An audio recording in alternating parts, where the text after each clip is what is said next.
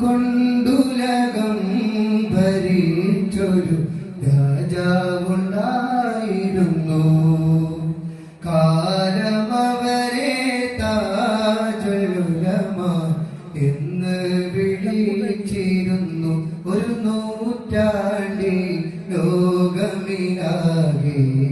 ദീനിൻ വെളിച്ചം തന്ന് ഒടുവിൽ നമ്മെ പിരിഞ്ഞ ഇലാഹിൻ ലോകത്തവർ നടന്ന്